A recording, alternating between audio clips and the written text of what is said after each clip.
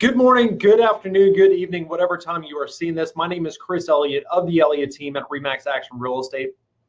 I'm a local Richmond realtor, and today we're going to be giving you your housing market update.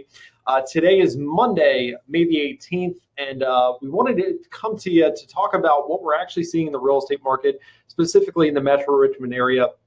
I've had a couple of conversations recently which have been a little bit interesting as far as what folks are saying that they're hearing from the news as far as what's happening in the real estate market or what they believe is happening in the real estate market.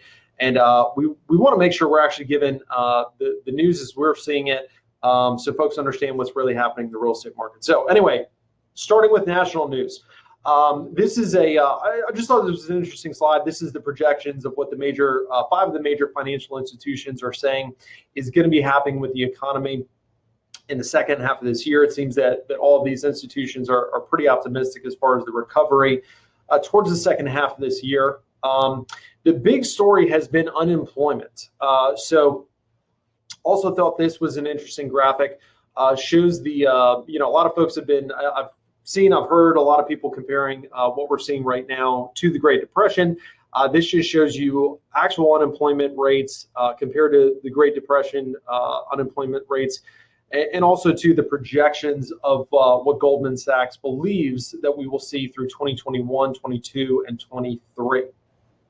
Anyway, getting into real estate. So we have continued throughout the pandemic to see real estate hold steady, to continue homes to sell, things to move. And a lot of folks are asking, how is that even possible that while the economy is taking a pretty big hit, real estate's been doing fine. I think it's important when we're looking at the general numbers, for the larger United States economy, to really break that down to how does it impact different sectors of the economy, because even through the Great Depression there were businesses that did well. Through the Great Recession there were businesses that did well. I know like businesses like Zoom right now are doing pretty good, but if I think something that's telling is if you look at the labor statistics, the Bureau of Labor Statistics breakdown of jobs that were lost, about 40% of the jobs that have been lost are in the food and beverage service industry. So a very large percentage of those folks that were servers. So those are the jobs that are being lost.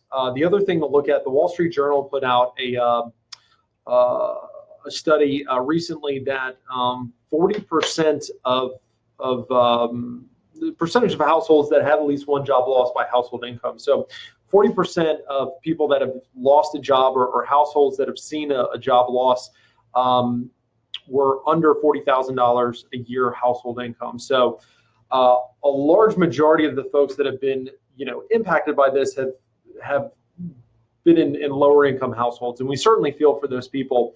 But one thing that we kind of noticed, and we didn't want to say it because it was a little bit early last week, but what we're seeing is that part of the reason the real estate industry is continuing to do well is that a lot of folks that have been impacted by the economic situation, that have lost jobs, have been folks that maybe weren't in the home buying market to start with. And there was a good quote that was put out by the chief economist for First American, which is a large real estate services business. And he said, our analysis shows that the nature of this service sector driven recession is unlikely to result in a one-to-one decline in homeownership demand, because those being impacted disproportionately by this recession are much less likely to have been house hunting in the first place.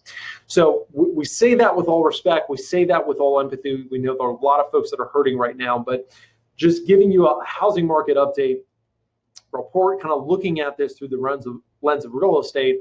Part of the reason the real estate business continues to thrive is that the folks being impacted by the economic fallout were not folks that were necessarily in the housing market to start with. So something to just be mindful of. All right, so looking at some other data, showing time. Showing time is a service that a lot of real estate agents use in most metropolitan markets to book and kind of catalog their showings. So as you can see, pretty much from, I would say, the end of the first week of April, across the continent, we've seen showings increase, the number of showings, the amount of buyers that are out there looking at homes, which is a very good indicator of the health of the real estate market. If we break that down to Virginia, we could see that holds true as well. Pretty much from April 5th on, the number of showings has continued to increase, meaning that more and more folks are out there looking at more and more homes, which is kind of interesting because I had some conversations even this morning that people are saying, well, buyers aren't out there looking at homes. Unfortunately, unfortunately, whatever way you look at it, the data just doesn't support that fact. Now, this is a graphic. We've been keeping track of the MLS data since the pandemic started. So this is the number of active listings versus the number of pending listings week by week, starting March the 5th all the way current through May the 13th. So as you can see, part of the reason that home prices are holding and are actually continuing to increase throughout the pandemic is that at no point did demand go below supply. Supply in this graphic is the number of homes that are actually hitting the market. The demand is shown by pending listings, which are the amount of homes that are selling. So buyers are continuing to buy more homes or put more homes under contract than homes that are actually hitting the market. So once again, as you can see, throughout the whole pandemic, at no point did pending listings, the amount of homes selling, go below the amount of homes that are hitting the market. And as you can see in the last 5 weeks, the amount of pending listings compared to the number of active listings has been pretty staggering. This is why we're seeing a lot of multiple offer situations. I know the last 3 listings that I've activated in the last 2 weeks have all sold in multiple offers. I had 2 different buyers that missed out on properties due to multiple offer situations just this past weekend. And the reason we're seeing that is we're seeing extremely low inventory levels. There's a vacuum of inventory right now because a lot of folks that were planning to hit the market or were on the market pulled their homes off, kind of hit the pause button, but we don't see that same pause. We don't see that same caution with buyers that are in the marketplace. So anyway, that is your housing market update for this week. We're going to be switching to doing these every other week just because we're running out of stuff to talk about every week with things somewhat normalizing. If you have any questions, concerns, thoughts, opinions, if you disagree with me, put a comment in the comment box below. If you're seeing this on social, send me a direct message. If you're getting this via email, reply to the email. Or if you have a specific question or concern, feel free to call, text, email me. We are certainly here to be your resource throughout for anything real estate related throughout this pandemic. So thank you guys for tuning in. I hope you found that valuable, and we will see you in 2 weeks.